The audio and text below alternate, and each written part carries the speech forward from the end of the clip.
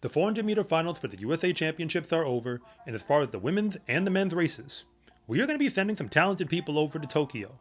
But the story starts and ends with Sydney McLaughlin-Levrone. So I'm going to start there, and like I said, we're going to come all the way back around the horn.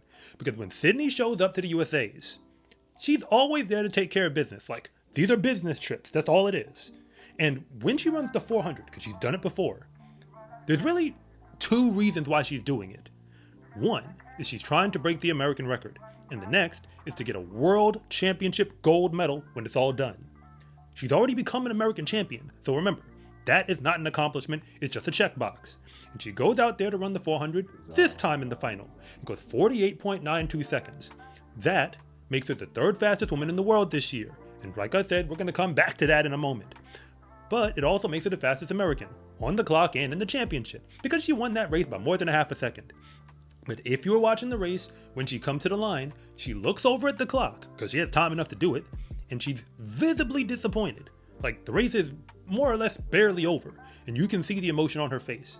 When they interviewed her, she said, it's going to take more reps, because she knows that American record is what she's going for.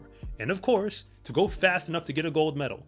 So with that in mind, it was the Sydney McLaughlin-Levrone show, and it was everything that we thought it would be.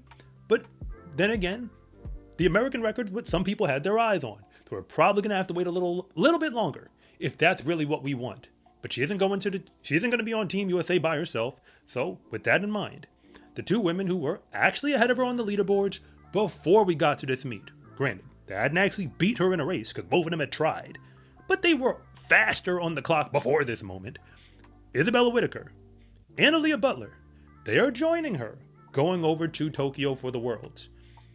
Both of them ran in the NCAA this year, but Isabella Whittaker had used all of her eligibility and started running on the pro circuit outdoors. All that being said, they are the NCAA indoor and NCAA outdoor champion, and Aaliyah Butler was at the Olympic Games last year. As far as America goes in the women's 400, we have an embarrassment of riches. We have more talent than we know what to do with. Hey, let's just get that on the board.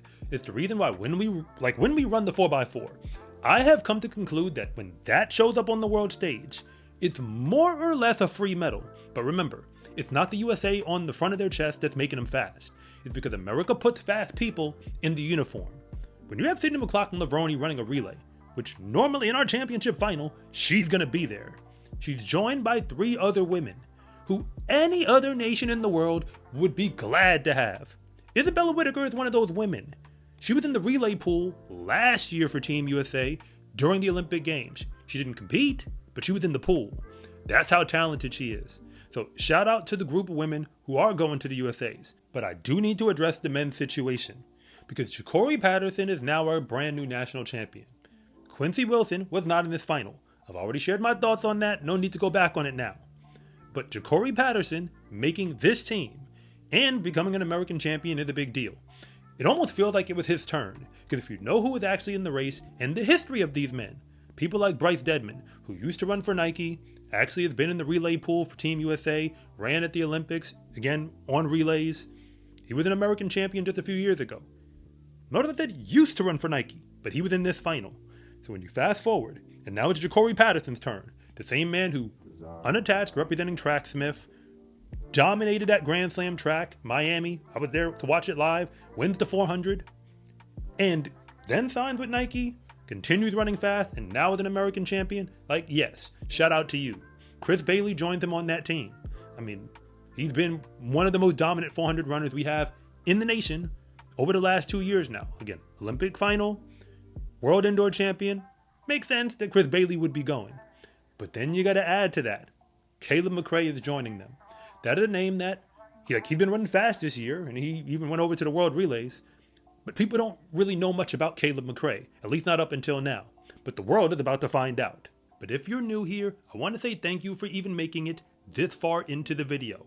And I'm Coach Rob, and if you really want to know what's going on with the fastest athletes in the world, then you are in the right place.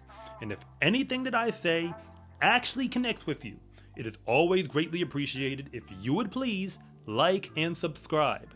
But if I don't, just let me know in the comment section, because I try to read them all. And that brings us back to the Sydney McLaughlin-Levrone situation, because when you represent the red, white, and blue at the Worlds, gold is always on our minds. If I'm honest with you, when it comes to a serious shot to win gold, emphasis on serious shot, I mean, other people could threaten to do it, but on the men's and the women's sides, if you really want someone to put your focus on, it's going to be Sydney McLaughlin-Levrone. In the women's 400, now that she's put this sub 49 time down, she is in a very select group of women when it comes to competing for the podium. But, again, for those who want to focus on the clock, because I've had some conversations with people in the community, generally, people want to see Sydney go even faster. It's not even just about the American record. People have their eye on times that look like 48.3, 48.2, 48.1, 48 flat. And, hey, y'all can miss me with that. I mean, it may or may not happen, but it's probably not going to happen running by yourself at the USAs, which is what Sydney's been doing in every race she's run this year. She has yet to run a competitive 400. I say that with all due respect. She has yet to run one where in the last 100 meters, she actually saw someone, felt someone, like they were approaching the line around her. She's winning every race by a half second or more. I mean, you can fact check me on that, but if you've been watching the races, that's how it's been whenever she's actually on the track running an open 4. Now that she is the American champion, I mean, it's clear that you got to put your hope on her if your goal, or like if your real thought process is, are we getting a medal? But the rest of the world already knows this too. Nobody takes Sydney lightly on talent. But if you know where Paulino is and where Nasser is this year, again, they're all now within about a 0.3 of a second window. It's wide open. Because on talent and on the clock, the expectation is when we fast forward to the world final, because let's be honest, everything assumes like health and, you know, like the basics, because I just want everybody to run well and run their best. If that is going to be true, Sydney McLaughlin-Levrone is going to run the World Championship final, the gun's going to go off, and when she's 300 meters in that race, she's not going to be alone. And we even have an understanding of what the race model is going to look like. She's going to be in front for the most part. Nasser's going to go out like a rocket, so they might be going neck and neck.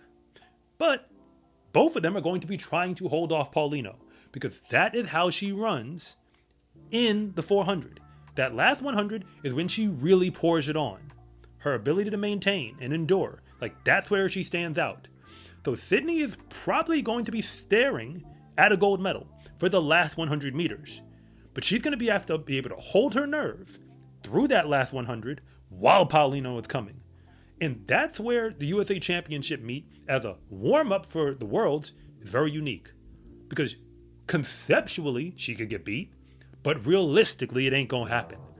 The problem when you're that talented is there's only a few people in the world who can actually run with you.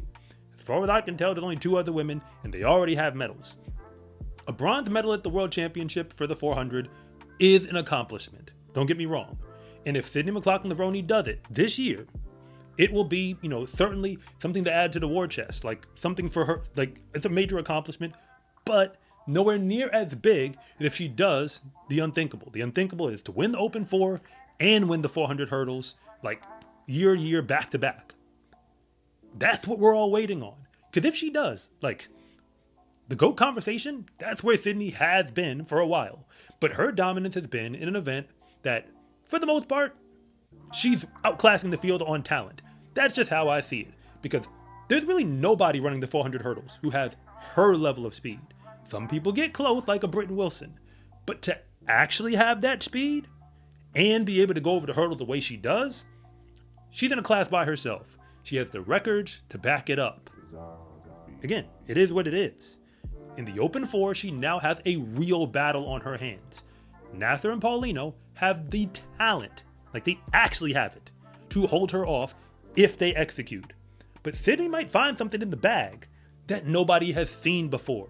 Because you can talk about her past PRs and all of that. Like, that's a conversation that I've already had at different points. No need to go back on it. And we can have going forward. But at the end of the day, she's a competitor. That's the only way you could be to break your own world record multiple times. Because Sydney hasn't been competing with everybody else. She's been competing with herself for the better part of the last decade. And that is the only person who I think can beat her when she gets to the Worlds. But for now, we're just going to have to celebrate our brand new American champions, because you certainly can't win a medal on the world stage if you don't get to wear the red, white, and blue to begin with. In the sport of track and field, confidence is everything, Because when you win, that is just the moment when everybody else finds out what you already knew to be true, that fast is a lifestyle. Get your Fast is a Lifestyle track and field gear at scarecruiting.com/shop or use the link in the description below. It's a huge support to me and this channel, so I can continue to make you more content like this. And remember, it is always greatly appreciated if you would please like and subscribe.